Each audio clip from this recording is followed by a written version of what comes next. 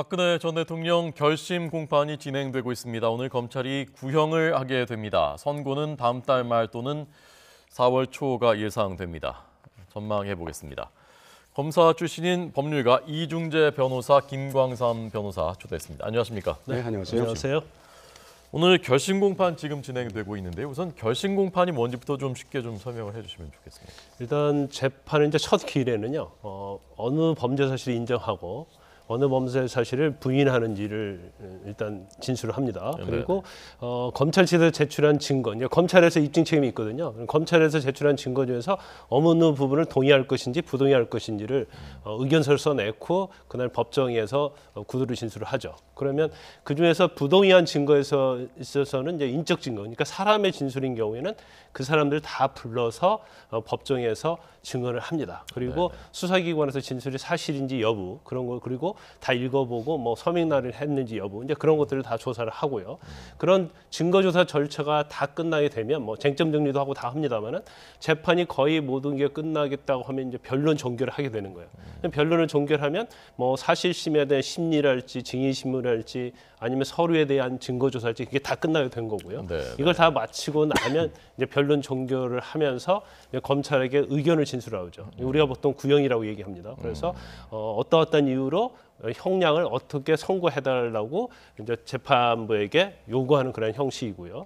거기에 대해서는 일단 변호사하고 그다음에 피고인 당사자가 이제 최후 변론 또 최후 진술을 하게 돼요. 그러면 재판부는 언제 이 판결을 선고할 것이라고 이제 선고 일자를 고지하게 되죠. 그렇게 오늘 고지되는군요. 선고 그렇죠. 일자가. 그래서 오늘은 뭐 검찰이 형량과 관련된 구형을 하게 되고요. 그다음에 재판부에서 언제 선고할 것인지 선고 일자를 오늘 고지하죠. 마지막으로. 네. 지금 보여드리고 있는 화면은 자료 화면입니다. 오늘 화면이 아닙니다. 박근혜 전 대통령은 오늘도 출석을 하지 않았습니다. 그래서 궐석으로 재판이 진행되고 있고요. 오늘 결심 공판도 저 대법정에서 진행되나요? 그렇습니다. 오늘도 417호죠. 형사합의 22부 417호에서 진행될 걸로 보이고요. 지금 뭐 자막에 나오고 있습니다만은 결국 뭐 입장은 같은 것 같아요. 지난 뭐 검찰도 이 사건은 전형적으로 대통령의 권력을 사익 추구를 위해서 남용을 했다. 뭐 이거고요. 그다음에 이제 김세윤 부장판사도 그 얘기를 했죠. 대통령이 헌법적 책무를 방기하고. 변호사님 지금 구형이 막 이루어졌습니다. 징역 30년형을 구형했다는 소식입니다. 자, 예상했던 대로 중형이 구형됐습니다.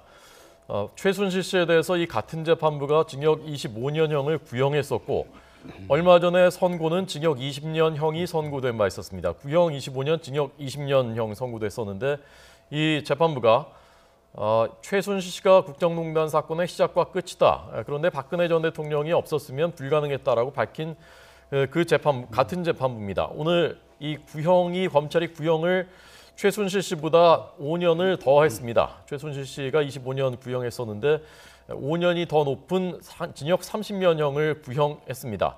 이제 선고는 오늘 선고일자가 고시가 된다고 하니까요. 오늘 이제 선고일자도 잠시 뒤면 나오게 될 것 같습니다.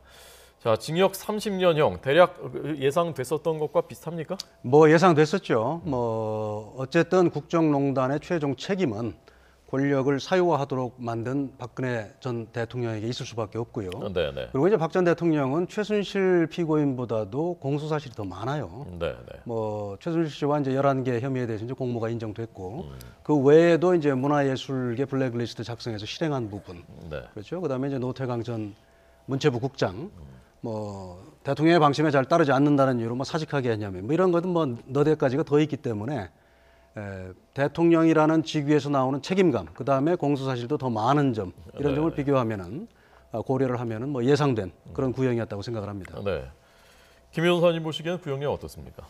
거의 예상된 구형인 것 같아요. 일반적으로 유기징역에서 이제 최고형이 30년형이거든요. 그런데 지금 박근혜 전 대통령 관련된 범죄는 굉장히 18개 혐의가 되지 않습니까? 그러면 최고로 할 수 있는 형은 지금 무기징역까지 할 수 있거든요. 특가법 뇌물에 해당되기 때문에 1억 원 이상은 10년 이상 무기징역이기 때문에. 그런데 일반적으로 아주 강력범 아니면 이제 무기징역 구형을 하지 않습니다. 뭐 사형이나 무기징역. 그런데 그러면 지금 특가법 뇌물만 가지고 따지면 이제 징역 30년까지 할 수 있는데 다른 죄들이 있어요. 그러면 경합범 가중이라는 게 있습니다. 네네. 그러면 2분의 1을 가중할 수 있기 때문에 유기징역형으로 따지면 이제 45년까지 구형할 수 있는 건데 네. 아마 검찰에서는 지난번에 검찰에서는 이제 최순실 씨의 어떤 범죄 사실과 좀 비교 형량을 좀 했던 것으로 보이고요. 그러면 25년 구형을 했었는데 일부 이제 추가된 범죄 사실이 있기 때문에 이제 주범이긴 하지만 적어도 그냥 일반적 유기징역의 최고형이라고 할 수 있는 네. 징역 30년을 좀 구형한 걸로 보여요. 그래서 아마 형량도 지난번 이제 최순실 씨의 어떤 선고보다는 조금 높게 나올 가능성이 좀 크다 이렇게 볼 수 있는 거죠. 네. 최순실 씨가 1심에서 징역 20년형이었는데 아마도 구형량이 높으니까 선고도 좀 높을 수 있겠다. 그 부분도 동의하십니까? 그렇습니다.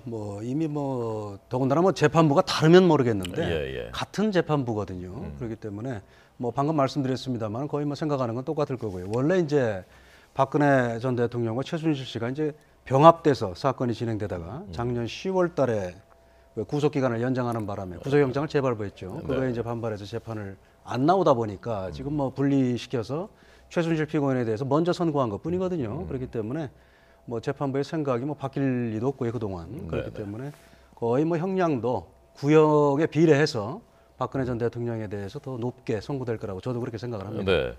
그러니까 뇌물 특가법이니까 최대 무기징역까지 구형을 할 수가 있게 돼 선고할 수 있게 돼 있습니다만은 이 박근혜 전 대통령이 그 보통의 뇌물 사건과는 달리 본인이 직접 받은 것은 아니다. 그런 점이 참작될 것이다라는 그 의견도 있지 않습니까? 그 부분은 어떻게 보십니까? 그거 아마 이제 선고에서 좀 참작이 될 가능성이 크다고 봐요. 왜냐하면 최순실 씨는 실질적으로 특히 승마와 관련된 부분에서는 유죄가 나왔잖아요. 그렇기 때문에 그 부분에 있어서는 이제 실질 수령을 했고 돈을 사용한 사람이기 때문에 일단 박근혜 전 대통령은 직접 받은 건 아니죠. 그렇지만 지금 최순실 씨 재판에 있어서는 이제 뭉뚱그려서 같이 공범을 보지 않았습니까? 근데 공범 내에서도 과연 돈을 제대로 받은 사람이 이제 최순실 씨고 아니면 박근혜 전 대통령은 공무원으로서 어떤 직위를 이용한 거 아니겠어요? 그래서 그 부분은 아마 나중에 선고할 때 만약에 형량에 있어서 아마 참작을 했다 그렇게 선고했을 때 어떤 판사가 언급할 가능성이 좀 크다고 봐요. 그렇지만 아까 말씀드린 것처럼 결국 뇌물죄에 있어서 주체는 공무원 아니겠습니까? 대통령 박근혜 전 대통령이거든요. 그렇기 때문에 꼭 그걸 가지고 형량을 감경하는 데 있어서 참작 사유로 만약에 삼는다고 한다면 그 부분은 그게 꼭 타당하다 이렇게 명백하게 볼 수는 없는 거죠. 네. 자, 지금 검찰이 구형을 했고요. 아직 끝나진 않았습니다. 이제 끝날 때 아마 재판부가 선고 날짜도 밝힐 것 같은데요. 선고 날짜는 아직 전해지지 않고 있습니다. 대략 3월 말, 다음 달 말 또는 4월 초. 대략 이제 보통 마지막 결심 공판이 있은 후에 한 4주, 5주 그 정도 되죠. 일반적으로. 그런데 이 사건은 복잡하기 때문에 4주를 약간 초과할 수는 있어요. 그렇지만은 다가오는 4월 16일이 구속기간 만기이기 때문에 그 이전에는 선고를 해야 됩니다. 물론 그 이후에 선고해도 상관은 없습니다만 그 이후에 선고하면 석방을 해야 되거든요. 그렇기 때문에 4월 16일 이전에는 아무리 늦어도 선고를 할 겁니다. 네. 자, 오늘 피고인이 출석하지 않았기 때문에요. 최후 진술도 없었고 혹시 서면 진술할 수는 있지 않겠느냐 했는데 아마 서면 진술도 없었던 것 같습니다. 지금 이 형사 대법정 보여드리려고 하는 순간에 화면 좀 다시 보겠습니다. 자, 이곳에서 지금 결심 공판이 진행되고 있습니다. 물론 박근혜 전 대통령은 오늘 나오지 않았고요. 없는 상태에서 걸석 재판이 진행되고 있는 현재 결심 공판이 진행되고 있는 서울중앙지방법원 417호 형사대법정 세 개의 재판들이 열리는 곳입니다. 자, 그러면 유충섭 기자 연결해서 지금까지 현장에서 취재된 내용들 듣겠습니다. 유 기자 나오십시오. 네, 사회부입니다. 네, 징역 30년형 구형됐다고 하는데요. 자세히 전해 주시죠. 네, 오늘 서울중앙지법에서 열린 결심 공판에서 검찰은 박근혜 전 대통령에게 징역 30년을 선고해달라고 재판부에 요청했습니다. 또 벌금 1,185억 원도 구형했습니다. 지난해 4월 17일 박 전 대통령은 구속 상태로 재판에 넘겨졌는데요. 317일째인 오늘 구형령이 나왔습니다. 오늘 공판에는 사안의 중대성을 고려해 한동훈 서울중앙지검 3차장 검사가 직접 참석했습니다. 검찰은 주권자인 국민의 위임한 권력을 비선 실세 이익에 남용했다고 지적했습니다. 대통령의 권한을 최순실의 사익 추구 수단으로 남용했다는 건데요. 국가조직을 동원해 헌법이 보장한 핵심 가치를 유린했으며 밀실에서 경제 권력자들에게 최순실에게 이익을 제공하도록 요구했다는 겁니다. 또 이런 행태는 과거 권위주의 정부의 정경유착 폐해를 그대로 답습했다고 질타했습니다. 그럼에도 불구하고 박 전 대통령이 반성하는 모습을 볼 수 없다며 징역 30년을 구형했습니다. 보통 결심 공판에서 피고인이 최후 진술을 하지만 지난해 10월부터 재판을 거부해온 박 전 대통령은 오늘도 법정에 나오지 않았습니다. 서울중앙지법은 서울구치소로부터 피고인이 법정 출석을 거부한다는 보고서를 전달받고 당사자 없이 골석 재판으로 진행했습니다. 박 전 대통령은 미르 K스포츠재단 대기업 출연 강요, 삼성 뇌물 수수, 공무상 비밀 누설 등 모두 18가지 공소 사실로 기소됐습니다. 이 가운데 13가지가 공범관계인 최순실 씨와 겹칩니다. 미리 보는 박근혜 재판이라고 불렸던 최 씨 재판에서 검찰은 징역 25년을 구형했는데요. 이 때문에 검찰이 박 전 대통령에게는 더욱 엄격한 잣대를 적용해 최소 징역 25년 이상을 구형할 것으로 전망됐는데 실제로 징역 30년이 구형됐습니다. 결심 공판이 마무리되면 재판부는 1심 선고를 하게 됩니다. 박 전 대통령의 구속 만기일은 오는 4월 16일입니다. 이런 일정을 고려할 때 재판부는 이르면 다음 달 말, 늦어도 4월 초에는 1심 선고를 내릴 전망입니다. 네, 아직 그 선고 날짜는 재판부가 오늘 아직 안 밝힌 거군요. 네, 그렇습니다. 보통 검찰이 논거를 하고 이후에 구형을 한 다음에 변호인의 최후 변론이 있고 피고인의 최후 진술 이렇게 진행이 되는데 오늘 박 전 대통령은 법정에 나오지 않았고 잠시 뒤 국선 변호인들이 최후 변론을 할 것으로 보입니다. 네, 그러고 나서 그 다음에 재판부가 밝히고요, 날짜를. 네, 다음 기일이 정해지게 됩니다. 네, 알겠습니다. 중석 기자였습니다. 새로 취재되는 내용 있으면 바로 알려주시고요. 18가지 혐의입니다. 18가지 혐의에 대해서 오늘 검찰이 징역 30년형을 구형한 것입니다.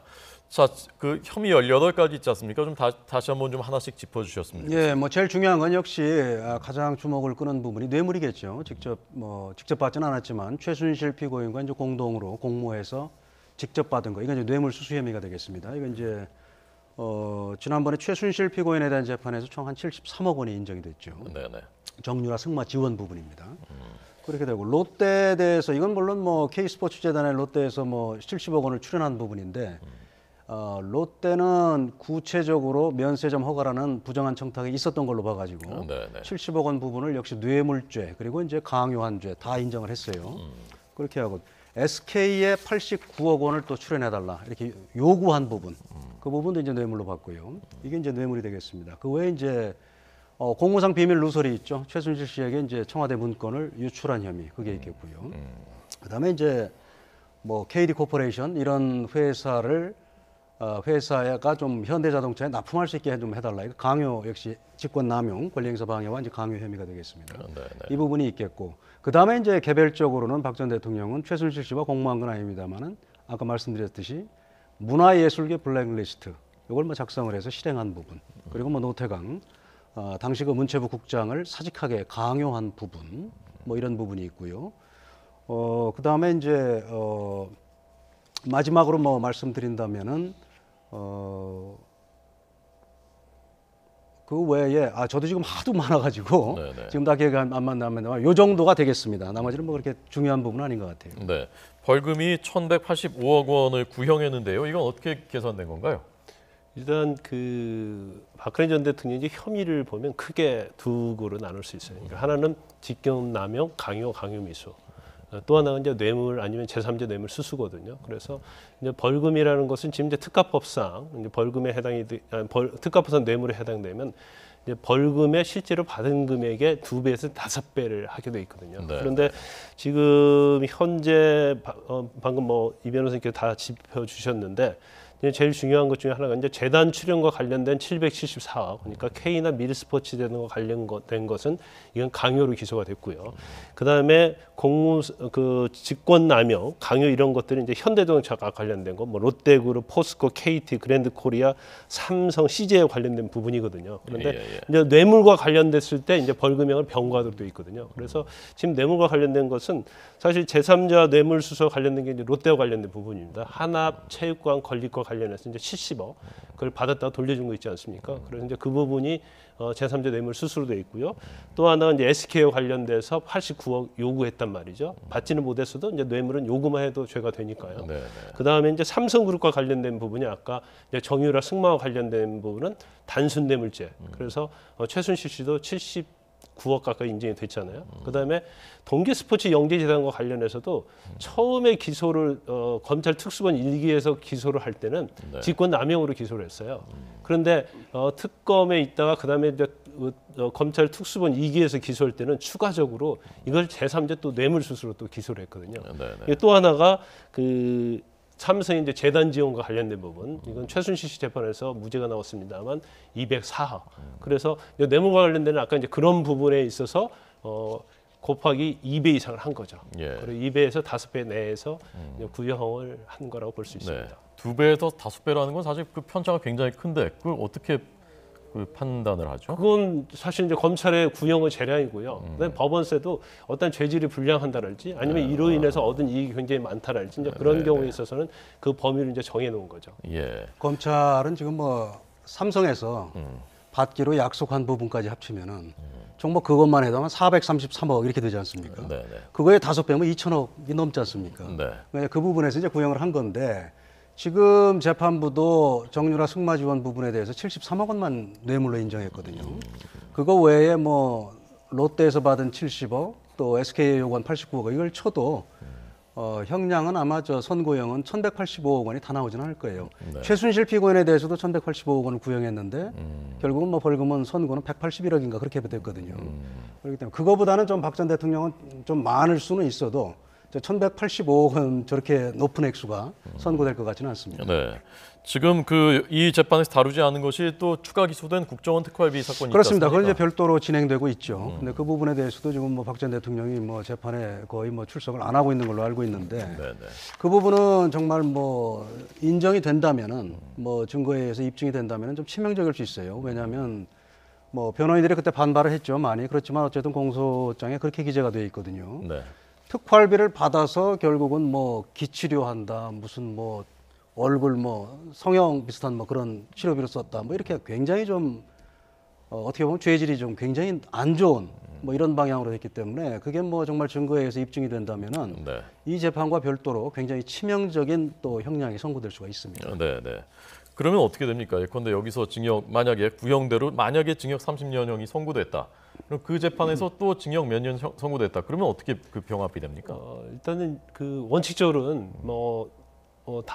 박근혜 전 대통령이 이번 재판에서 선고된 형량하고 그다음에 이제 다른 국정원 특활비와 뇌물 부분과 선고한 형량하고 같이 사실은 복용을 해야죠. 그런데 아마 이번 사건에 대해서 선고가 되면 항소를 이제 반드시 할 겁니다. 항소를 하고 그다음에 이제 특활비와 관련 사건도 형량이 나오면 또 항소할 거예요. 그러면 이제 항소심에서 이게 병합될 가능성이 상당히 크다고 보는데 지금 국정 특활비와 관련 사건도 사실은 굉장히 형량이 굉장히 법정이 높아요. 그래서 이거 자체도 10년 이상 무기징역까지 할 수 있는 그런 형량이기 때문에 법정이기 때문에 거기서도 만약에 재판부에서 아무리 형량을 깎아준다 해도 5년 이상을 선고해야 하거든요. 그러면 이번 재판에서 뭐 25년, 30년이 선고된다고 하면 합쳐지면 적어도 30년 이상은 선고될 가능성이 크죠. 합쳐지면. 그러면 그 이제 항소심에서 또 감형의 어떤 사유가 있으면 뭐 감경할 줄 수 있는 거고 그렇지 않으면 그대로 선고될 가능성이 크죠. 이건 사실은 어떻게 보면은 피고인 입장에서는 병합해서 진행하는 게 유리해요. 만약에 별도로 막 이렇게 선고가 되다 보면은 뭐 여기서는 몇 년, 여기서 몇 년, 결국 같이 복역을 해야 된단 말입니다. 그런데 병합해서 하다 보면은 여러 가지 사건이 있으면은 범죄 사실이 있으면은 아까 뭐 김광삼 변호사께서 말씀하셨습니다만은 가장 중한 죄에 정한 형량의 2분의 1까지만 가중하면 되거든요. 최고 형량이. 그렇기 때문에 항소심에서는 어떻게 하든 박 전 대통령 입장에서는 병합하려고 그런 시도를 할 겁니다. 보통은 이런 경우에는 이렇게 병합을 합니까? 2심에 가면? 원래는 병합을 해야 돼요. 한 피고인에 대한 여러 가지 범죄 사실이기 때문에 당연히 병합을 해서 진행을 하는 게 맞죠. 자, 그런데 국정원 특활비 사건은 나중에 검찰이 기소했기 때문에 지금은 따로 진행되지만 아마 2심 가면은 병합될 것이다라는 전망이었습니다.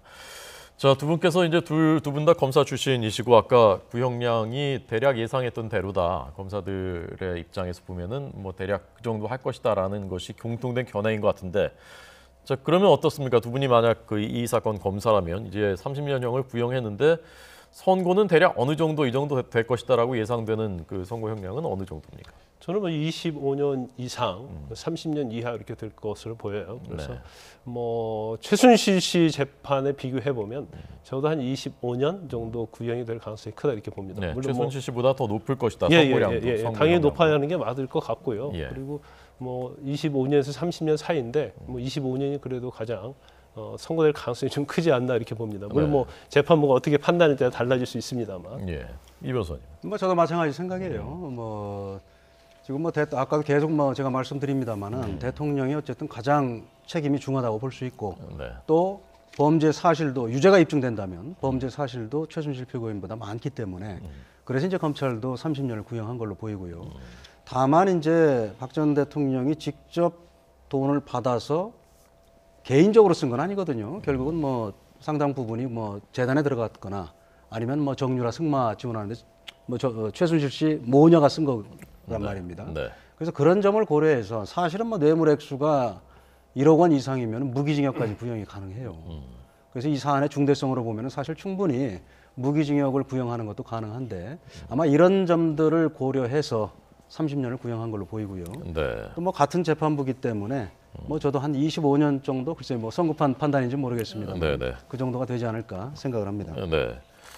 어떻게 됩니까? 그러면 이제 선고한 날짜가 오늘 나오면 말씀하신 대로 2심 갈 거고 3심 상고심까지 갈 거란 말입니다. 그럼 대략적인 그 최종심까지 해서 선고가 나는 일정은 언제쯤으로 예상하십니까? 일단 뭐 다음 4월 초, 3월 말에 이제 선고가 되겠죠. 네. 그러면 7일 이내에 이제 박근혜 전 대통령이 항소 여부를 결정하는데 뭐 항소는 거의 하겠죠.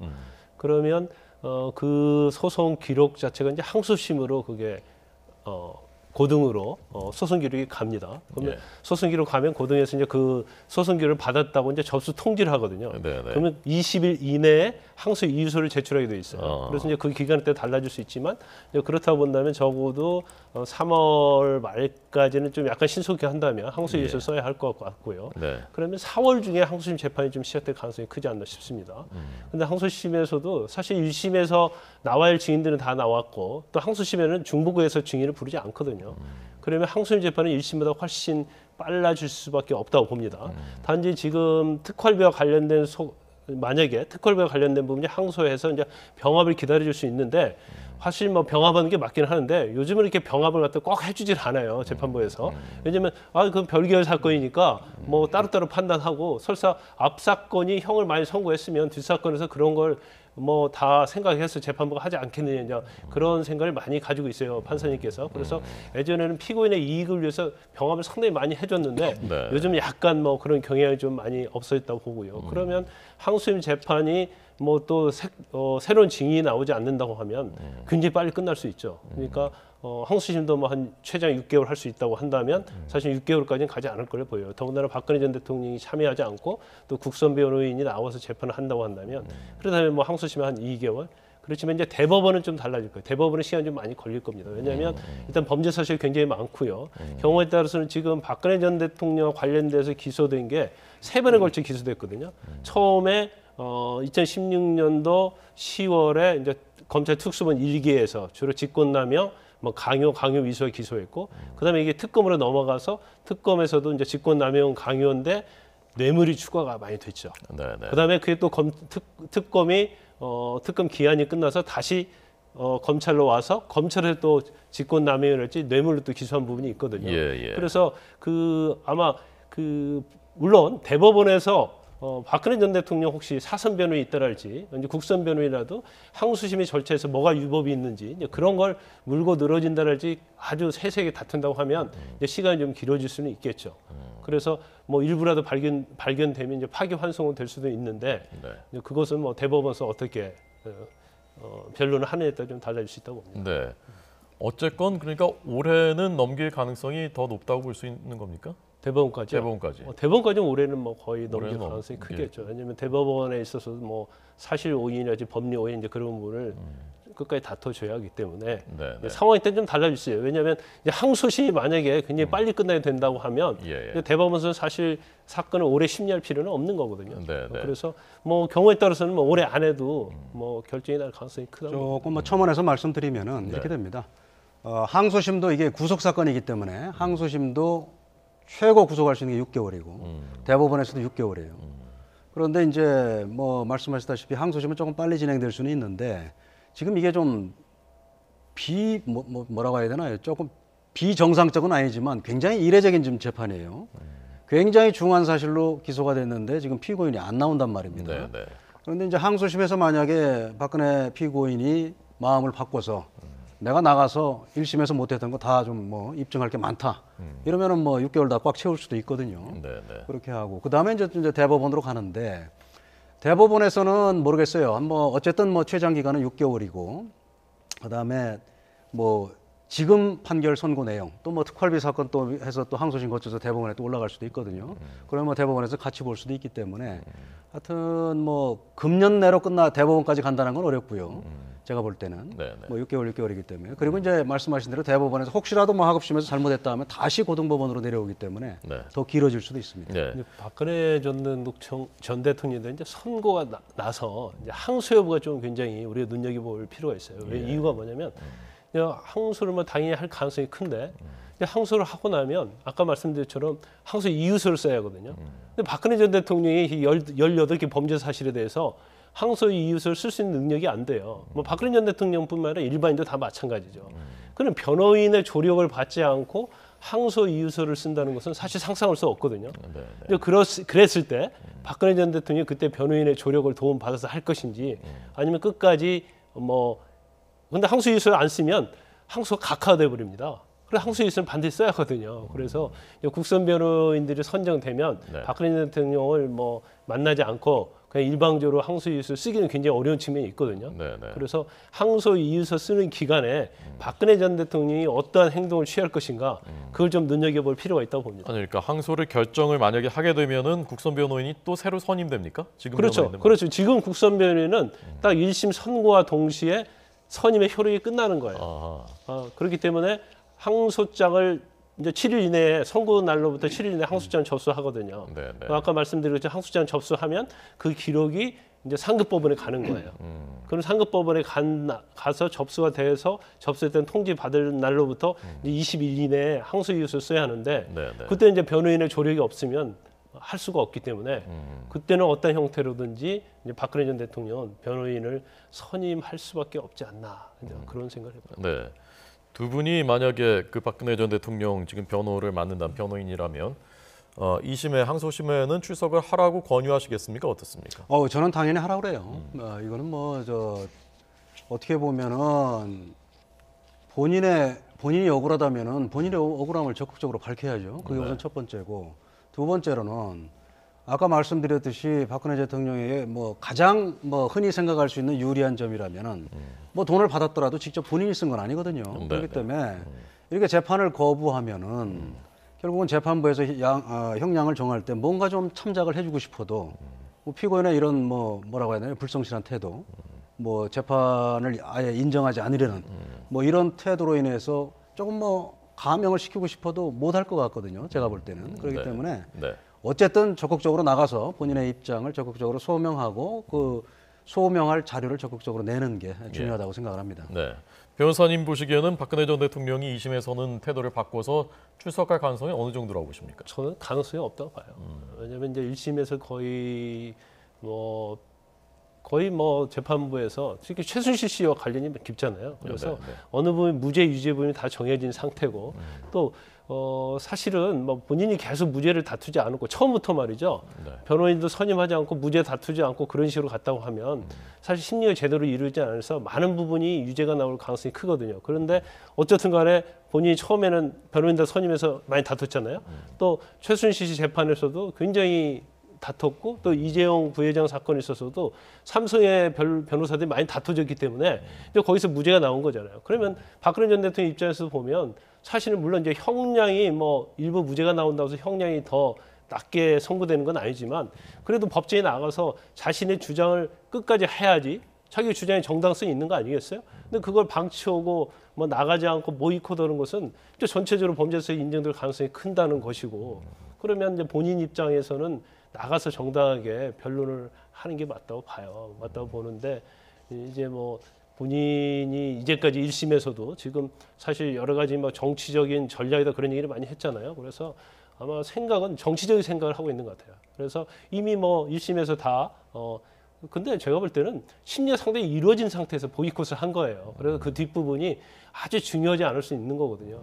그런데 불구하고 내가 불출석으로 인해서 나는 정당한 변론을 하지 않았고 이것은 정치 보복이고 뭔가 짜맞추신 것이다. 이런 생각으로 보이콧을 했다고 한다면, 만약 항소심에 나가서 자기가 뭐 나는 무죄고 자기가 주장할 수 있는 건 다 주장을 했는데도 1심인가 선고와 별반 달라진 게 없었다. 그런다고 한다면 본인의 어떤 유죄를 어떻게 보면 인정한 거 될 수 있기 때문에 결국 뭐 항소심에서도 계속 1심에 했던 행동을 계속 유지할 가능성이 크다고 봅니다. 네. 박근혜 전 대통령 오늘 317일 동안의 재판이 이제 오늘 결심 공판, 그리고 검찰이 징역 30년형을 구형했습니다. 최순실 씨에 대해서는 징역 25년형이 구형됐었고 선고는 20년형이 1심에서 선고됐었습니다. 선고 날짜도 아마 오늘 결정될 것 같은데요. 아직 날짜는 전에 아직 정해지지 않은 것 같습니다. 아직 그 재판부가 밝히지를 않은 것 같습니다.